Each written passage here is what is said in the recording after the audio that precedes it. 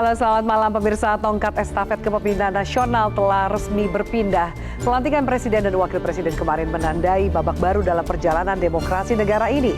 Di tengah beragamnya tantangan, salah satunya publik tengah menantikan komitmen Presiden di ranah penegakan hukum, pemberantasan korupsi, dan juga peningkatan mutu demokrasi yang beberapa tahun terakhir kerap mendapat atau cenderung menurun. Lantas seperti apa langkah konkret pemerintahan Prabowo Gibran dalam meyakinkan publik bahwa perbaikan penegakan hukum bisa terwujud? Bersama saya Evi Malik dalam panggung demokrasi menaruh asa di era Prabowo Gibran.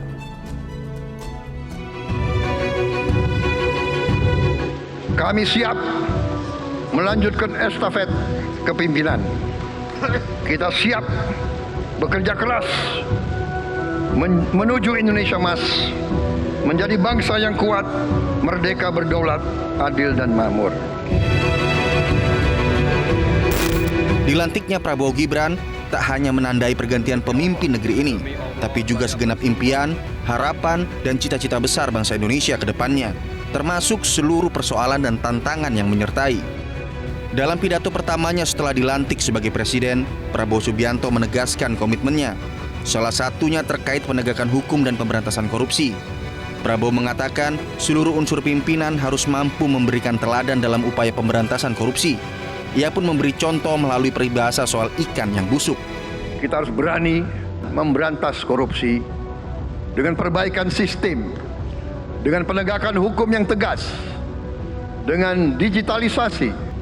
Seluruh unsur pimpinan harus memberi contoh. Ingarso sing tulodo. Ada pepatah yang mengatakan, kalau ikan menjadi busuk, busuknya mulai dari kepala. Sebelumnya Prabowo memberikan peringatan keras untuk tidak memanfaatkan jabatan menteri demi menggerus anggaran pendapatan dan belanja negara atau APBN. Jangan menugaskan menteri-menteri yang saudara tunjuk di pemerintah yang akan saya pimpin, jangan saudara tugaskan untuk cari uang dari APBN. Prabowo juga sempat berjanji akan menaikkan gaji para hakim agar para hakim memiliki harga diri karena tidak bisa disogok dan tidak bisa dibeli. Ini bukan janji karena kampanye sudah selesai, jadi saya tidak perlu janji-janji, tapi ini adalah keyakinan saya. Mohon sabar, saya juga kaget saya mendengar kondisi kalian, tapi saya sudah merencanakan bagaimana kita memperbaiki kondisi kalian. Selain penegakan hukum dan pemberantasan korupsi, persoalan lain yang menjadi PR di era pemerintahan Prabowo Gibran adalah perbaikan mutu demokrasi. Dalam pidato perdananya, Prabowo Subianto juga menyinggung soal kekhasan demokrasi yang harus diterapkan di Indonesia. Kita menempatkan kedaulatan rakyat setinggi-tingginya. Kita menghendaki kehidupan demokrasi. Tapi marilah kita sadar bahwa demokrasi kita harus demokrasi yang khas untuk Indonesia. Demokrasi yang cocok untuk bangsa kita. Demokrasi yang berasal dari sejarah dan budaya kita. Demokrasi kita harus demokrasi yang santun. Demokrasi di mana berbeda pendapat harus tanpa permusuhan. Bermodal kepercayaan publik yang tinggi, lantas seperti apa langkah konkret dan gebrakan nyata yang akan dilakukan di era pemerintahan Prabowo Gibran agar tidak mengecewakan harapan dan impian masyarakat? Dan pemirsa, untuk membahasnya lebih dalam sudah hadir Wakil Ketua Umum Partai Gerindra Habibur Rahman. Bang Habib, selamat malam. Selamat malam, Assalamualaikum. Waalaikumsalam. Dan juga pemirsa, kami hadirkan juru bicara Kantor Komunikasi Kepresidenan, Dede Prayudi.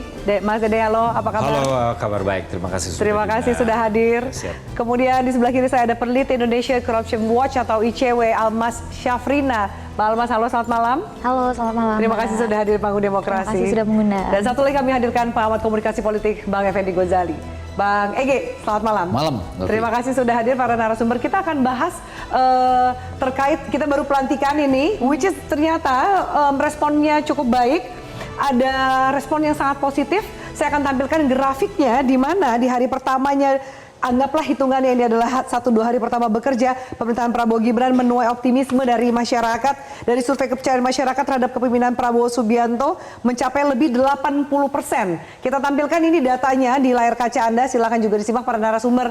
Bang Habib, saya minta tanggapan dari Anda. Kalau kita gabungkan sangat yakin dan cukup yakin, ini angkanya bisa menembus 80%. Apa artinya?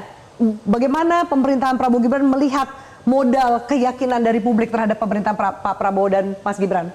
Ya, alhamdulillah ya, itu salah satu wujud kepercayaan masyarakat kepada Pak Prabowo dan Mas Gibran ya dalam memimpin penyelenggaraan pemerintahan di negara ini. Nah, kita sebetulnya kalau bicara soal kepercayaan masyarakat, kan kita juga harus mengacu kepada hal-hal apa yang disampaikan Pak Prabowo dalam berbagai pidatonya beberapa bulan terakhir ya. Terutama beberapa pekan terakhir, banyak hal disampaikan oleh Pak Prabowo tentang rencana-rencana konkret beliau ya, yang langsung down to the earth ya, langsung menukik ke bumi. Jadi bukan lagi kampanye, bukan lagi omon-omon saja, tapi kebijakan-kebijakan yang rasa-rasanya bisa langsung dieksekusi oleh Pak Prabowo. Nah, ini mungkin dilihat oleh masyarakat. Di antaranya hal yang cukup lama menjadi diskusi ya di antara para penegak hukum, ya itu soal kesejahteraan para hakim. Ya.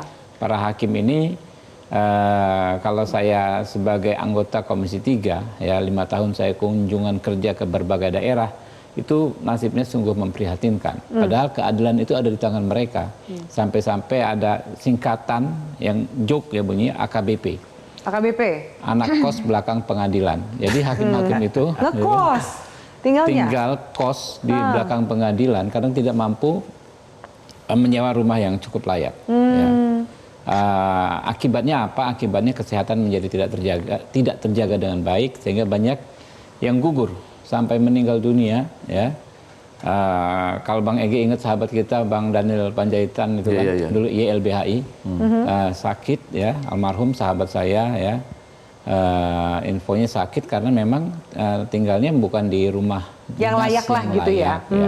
Kemungkinan kan ketika dia ada sesuatu masuk angin tengah malam, karena menjalankan tugas, nggak ada yang merawat istrinya karena kan tinggal jauh dari keluarga home base-nya. Nah, hal-hal tersebut akan menjadi perhatian Pak Prabowo. Saya sendiri akan memberikan masukan-masukan yang konkret kepada Pak Prabowo.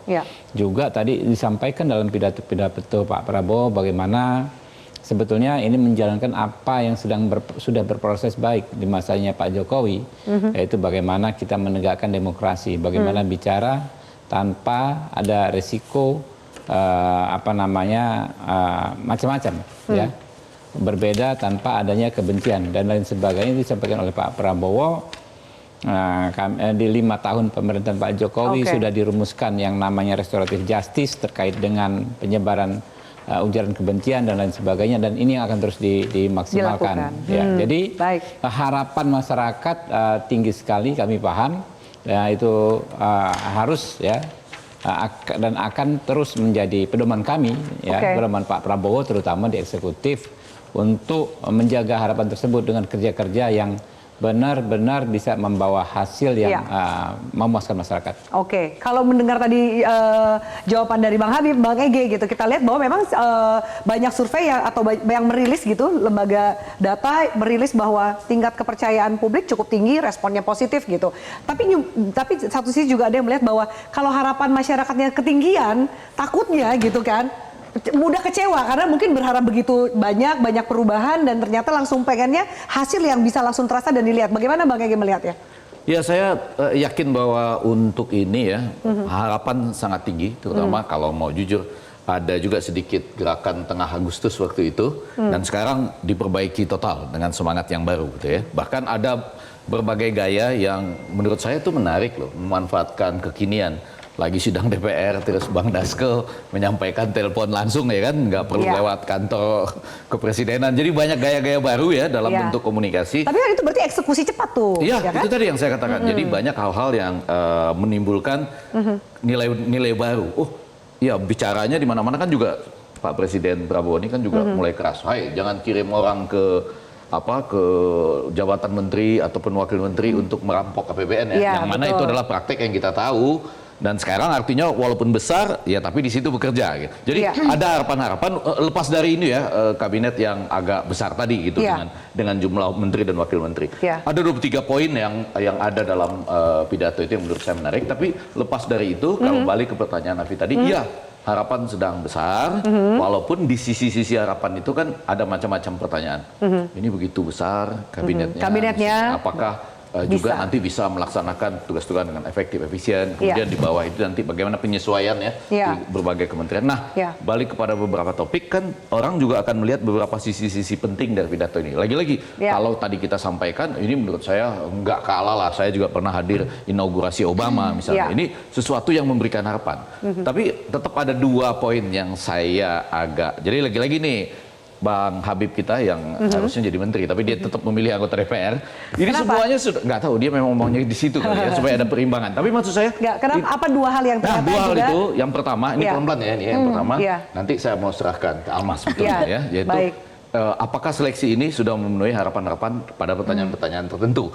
Yang bagian saya adalah ini bagian saya menarik ya. Sekali lagi nilainya sudah sangat tinggi, saya samakan dengan Obama tadi.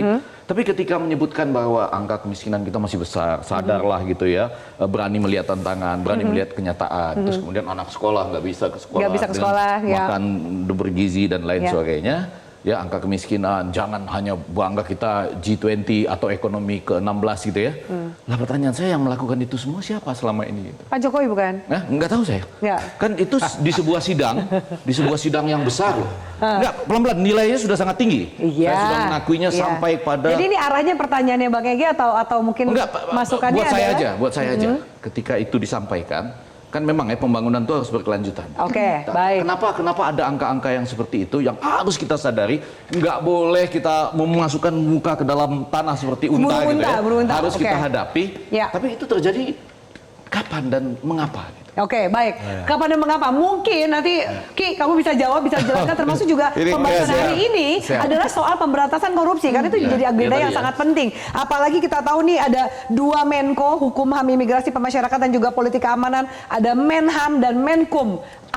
Apakah kemudian harapan masyarakat terhadap pemberantasan korupsi bisa segera terwujud dan terlihat? Usai jeda pemirsa, kami bahas kembali, tetaplah bersama kami. Jelajahi cara baru mendapatkan informasi. Download Metro TV Extend sekarang.